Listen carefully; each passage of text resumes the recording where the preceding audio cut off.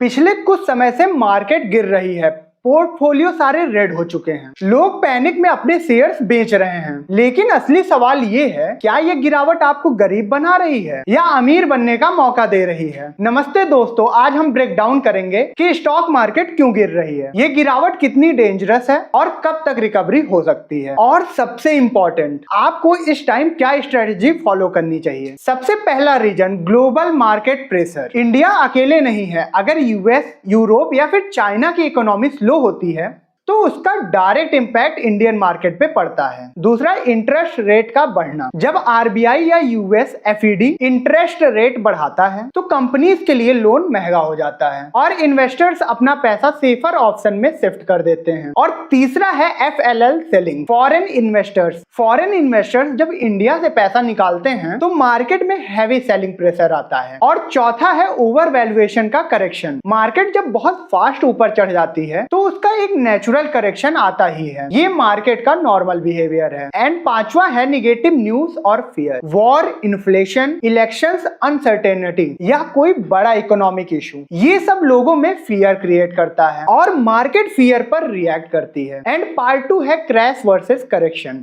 समझना जरूरी है, हर गिरावट क्रैश नहीं होती। 5 से 10% गिरावट नॉर्मल फ्लक्चुएशन है, 10 से 15% करेक्शन, 20% से ज्यादा यानी कि क्रैश। अभी जो सिचुएशन होती है ज्यादातर टाइम वो एक हेल्दी करेक्शन होती है जो वीक इन्वेस्टर्स को बाहर निकालती है और स्ट्रॉन्ग इन्वेस्टर्स को एंट्री देती है। पार्ट 3, स्मार्ट इन्वेस्टर्स क्या करते हैं। जब मार्केट गिरती है दो टाइप के लोग होते हैं, एक जो डर के सब बेच देते हैं और दूसरे जो क्वाइटली बाइंग स्टार्ट कर देते हैं। स्मार्ट इन्वेस्टर्स क्या करते हैं, एसआईपी कंटिन्यू रखते हैं, लमसम एक बार में नहीं ग्रेजुअली इन्वेस्ट करते हैं, क्वालिटी स्टॉक्स पिक करते हैं, चीप स्टॉक्स नहीं, कैश रिजर्व रखते हैं फ्यूचर अपॉर्चुनिटीज के लिए। वॉरेन बफेट का एक फेमस रूल है, be fearful when others are greedy and greedy when others are fearful. और ये लाइन आज के टाइम पे परफेक्टली अप्लाई होती है। एंड पार्ट 4, मार्केट कब तक सही होगी। ये सबसे बड़ा सवाल है कि कब रिकवरी होगी, लेकिन सच ये है कि एग्जैक्ट टाइमिंग कोई नहीं बता सकता।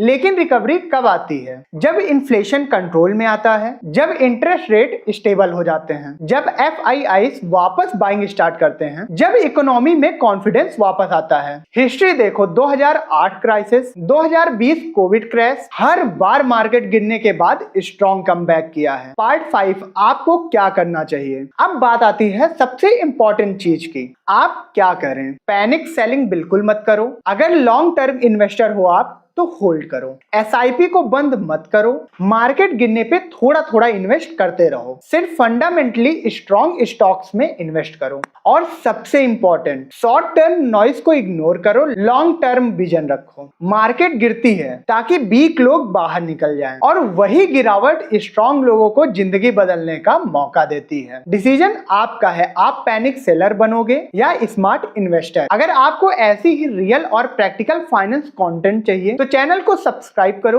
तो कमेंट में बताओ आप भी बाय कर रहे हो या फिर वेट कर रहे हो। ये वीडियो सिर्फ एजुकेशनल पर्पस के लिए है, कोई भी इन्वेस्टमेंट करने से पहले अपनी एनालिसिस जरूर करें